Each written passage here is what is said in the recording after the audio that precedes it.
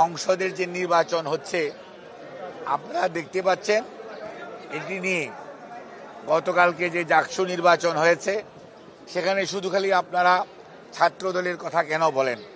সেখানে বিভিন্ন প্যানেল, স্বতন্ত্র প্রার্থী, ইভেন শিক্ষকরা পর্যন্ত নির্বাচন থেকে অনেকেই সরে দাঁড়িয়েছেন। নিশ্চয়ই সেখানে কোনো না কোনো কারণ আছে।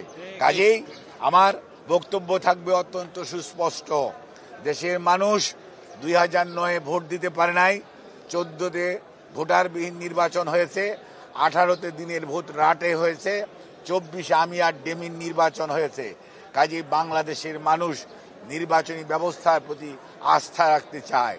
যারা এই সমস্ত বিষয়ে সংশ্লিষ্ট তাদের উচিত হবে এমন কোনো নির্বাচন আয়োজন না করা যে নির্বাচন নিয়ে মানুষের মধ্যে প্রশ্ন আসবে, মানুষ দ্বিধাগ্রস্ত হবে, মানুষ নির্বাচন থেকে প্রতিদ্বন্দ্বী দলসমূহ সরে যাবে।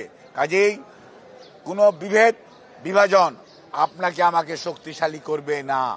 মনে রাখতে হবে, ঐক্যবদ্ধভাবে থাকলেই তাহলেই স্বৈরাচার পালিয়েছে, স্বৈরাচার ফেরত আসার পথ সুগম হবে না। কিন্তু কেউ যদি স্বৈরাচারকে পুনর্বাসিত করতে চান তাহলে এই ধরনের প্রহসনমূলক ব্যবস্থার আয়োজন করবেন, যেটি সত্যিকার অর্থে শেষ বিচারে ভালো বলে পরিগণিত হবে না।